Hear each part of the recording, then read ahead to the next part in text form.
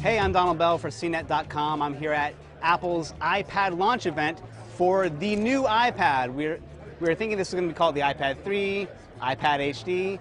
It's just the new iPad. In fact, the iPad 2 is sticking around at a lower price point, but if you want the new iPad, you're going to be paying the same $499 base price for a 16GB model, up $100 for 32 and another $100 for a 64GB model.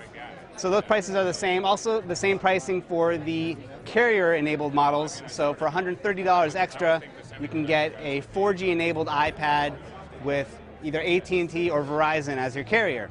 So the big deal here is the new screen. This is a screen that has 4 times the pixels as the last generation of the iPad, or the original generation too.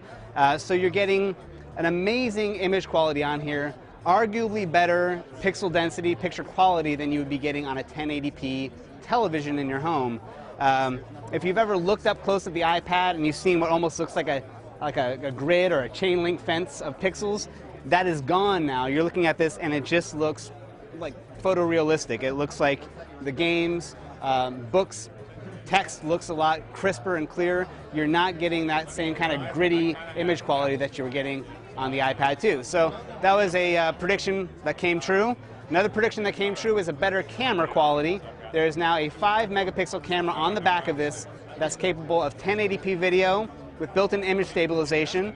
You're getting the same VGA camera on the front for FaceTime chat, so that hasn't changed. The actual position of the camera doesn't seem to have changed much at all either.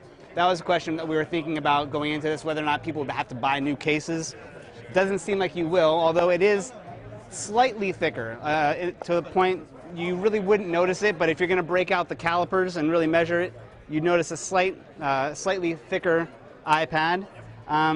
They've also introduced a few new iLife apps, including iPhoto. So now if you want to do your photo editing on the iPad, you can do that, which is a better proposition now that the camera on the back is actually capable of shooting some great pictures.